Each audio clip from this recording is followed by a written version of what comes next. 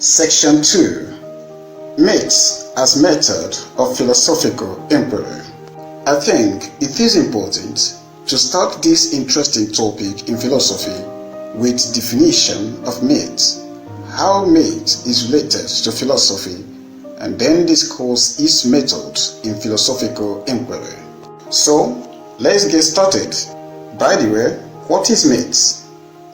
The word myth is from Greek words mythos, which means a speech or a story, mostly a fiction that is told in sequence and usually about people's culture, origin, belief and ways of life, as well as an account of a supernatural being or extraordinary humans.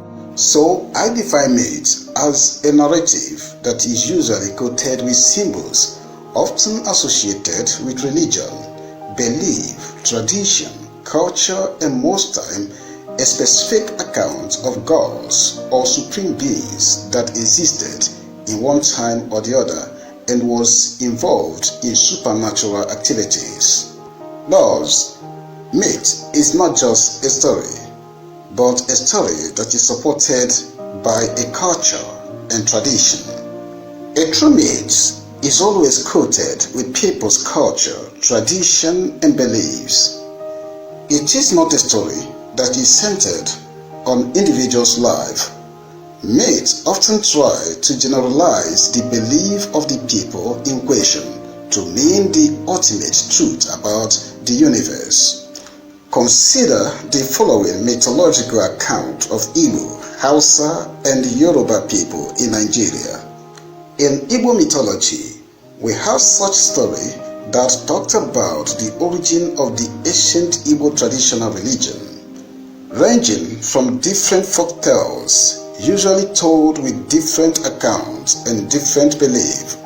Some of this story, as was written by Anambra people, has it that the Igbo people descended from Eri, who was a divine being. He was sent by Chineke, and when he came down from the sky, he settled in a place called Uri in Anambra State and then established civilization. Another story, yet from Anambra, says that Eri lived in Egypt as a high priest during the regime of Joseph. When he foresaw the intending slavery of his people, he fled Egypt through the river Nile, crossing river Benue, traversed across the river Niger, then settled near the confluence. With the people he was able to recruit, he established in that location. There he had a son and called his name Nri. The Yoruba mythology believed that Orisha were sent by Olodumare, who is considered the supreme god, to populate the earth. Osun, being one of the original 17 sent to earth, was the only female deity. The other gods, all male, failed at their attempt to revive and populate the earth. When they realized that they were unable to complete the task given to them by Olodumare, they tried to persuade Osun to help them. Osun agreed and brought forth her sweet and powerful waters, therefore bringing life back to earth and humanity and other species into existence. Thus, humanity would not exist if Osun, the goddess of life and fertility, had not acted. This is the reason why Osun is generally depicted in Yoruba as the protector, savior, nurturer of humanity, as well as the maintainer of spiritual balance, or mother of sweet things, and the central figure in the creation of human being.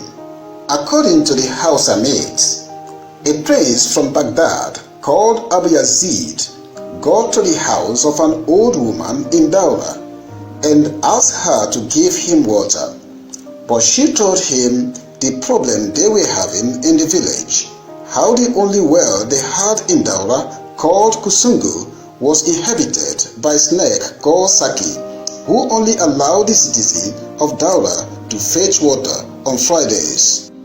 Since Saki is Hausa word for king, this may mean a powerful figure.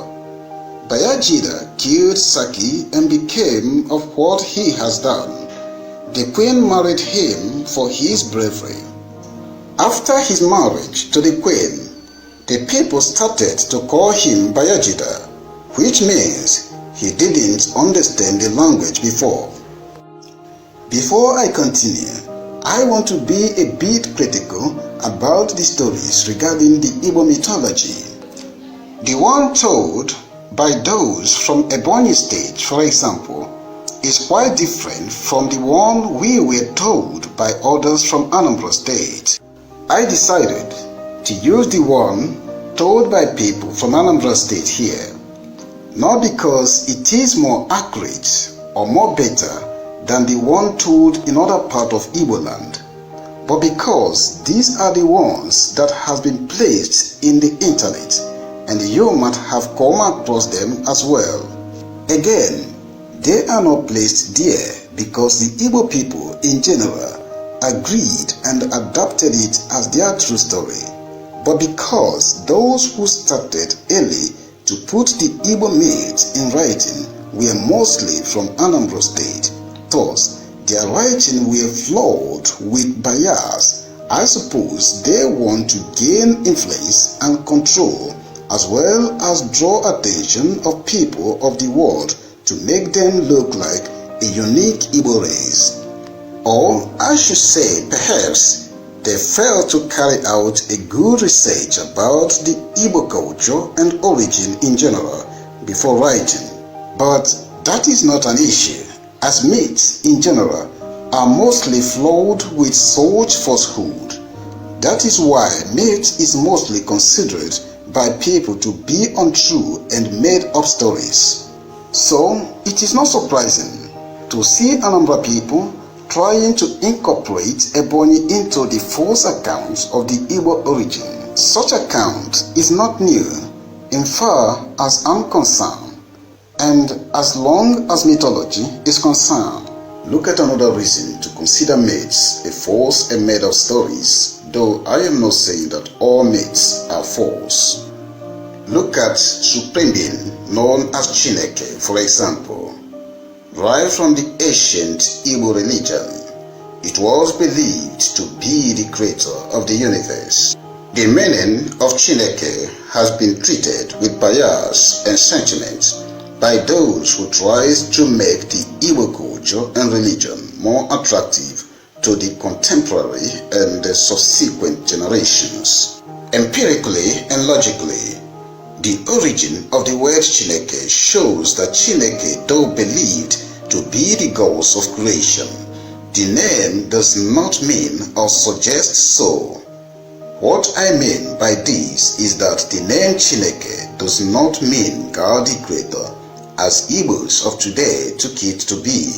Chineke was coined from two Igbo deities, namely Chi and Eke. Chi is the female deity, while Eke is the male deity.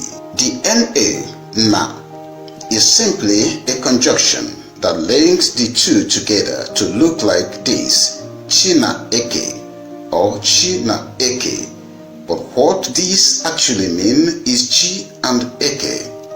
So, because the male deity Eke, which was also believed to be the creative force among the two deities, Eke means creator, people smartly joined the two deities together to mean a single deity.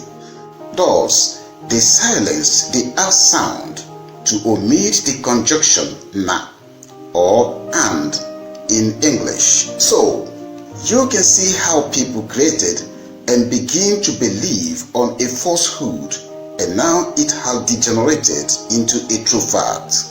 That's the point I want to make by bringing these mythological accounts here. Mythology is the way in which the ancient people try to explain the cosmos through stories. What are the similarities? In the mythological accounts of the three major ethnic groups in Nigeria we discussed above, they all try to explain how the universe came to be and the relationship between man and the supernatural beings, whom to them are the author of the cosmos.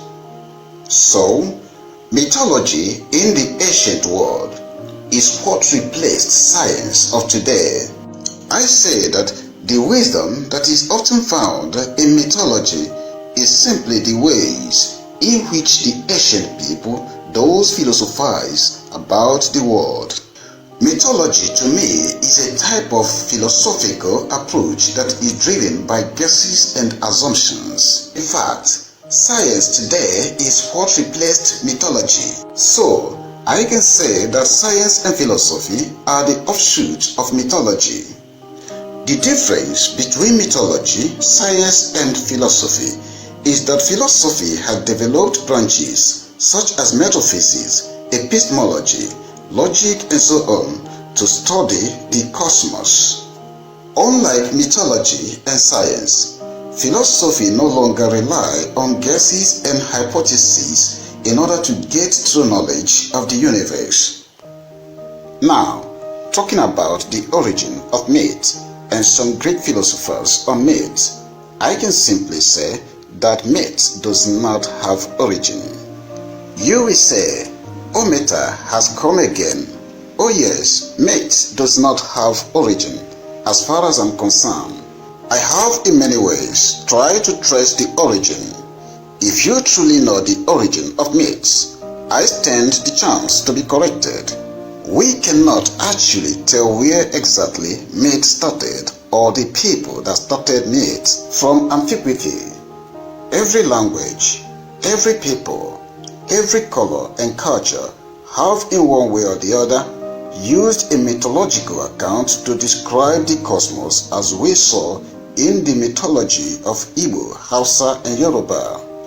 These stories try to explain the relationship between man and the supernatural beings, like God and gods, the visible and invisible world, a legend, an extraordinary human or figure, etc. Also, we cannot say that mythology is for a particular field of discipline. Myth cut across all walks of life. You will see myths in literature, science, history, psychology, anthropology, religion, sociology, eschatology, and of course philosophy, etc. Let's see what was the notion of the early Greek philosophers about myths. Xenophanes, for example, criticized mythology for trying to personify things. He thought that using myths to personify the gods of the Greeks were not just imprudent and inappropriate, but also very bad. According to him, the gods of mythology are just copy-pasted human beings. He said, and I quote, "If horses or lions had hand and could paint, they would depict the gods' shape and make their bodies of the same form they themselves have." In other words, if a horse could paint a god, to a horse, gods would look like horses. To lions, God would look like lions. So basically, God are nothing but a copy of our own image. Xenophanes also hates mythology because, according to him, all the things that attribute to the gods of myths are actually our own worst qualities.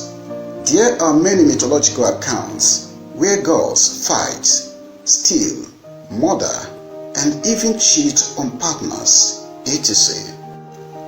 To Xenophanes, gods are bad examples to follow. Another reason why he was very critical of myth is that mythological accounts are often aimed with certainty, like all things came to be through this, or all things came from that. Mythology often claimed to know how God was enacted and other ridiculous claims about the world.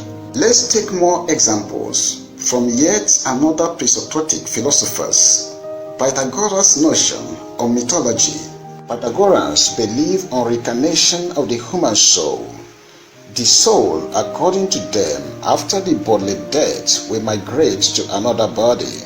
It may look like this is not a myth, but a close study of myth apart from its traditional storytelling shows that the Pythagorean theory of reincarnation is a mythological account. When you bring Pythagoreans in contrast to Xenophanes, Xenophanes was very critical of a such claim to know the beginning and the end of all things. For example, the theory of reincarnation claimed to know the beginning and end of human being. So, Xenophanes' criticism of mythology is that it usually ends with a claim of knowing the origin of the cosmos. Let me use what is familiar to us to explain what Xenophanes was kicking against. Look at Igbo, Hausa and Yoruba mythology. If you look at these accounts, especially the Yoruba account, they always talk about how God sent a messenger into the earth to do one thing or the other, and from there life began. Xenophanes criticized myth because of its assumption nature and made up stories that is often treated as a true knowledge. It could be said that Xenophanes was first ancient Greek philosopher before Socrates to show a kind of skepticism about mythology. However, it is important to note that Xenophanes did not totally condemn mythology. If you are such that is conversant with his writings, you will notice that the only way his critics on mythology focused is on how we view the world in terms of what we think we know.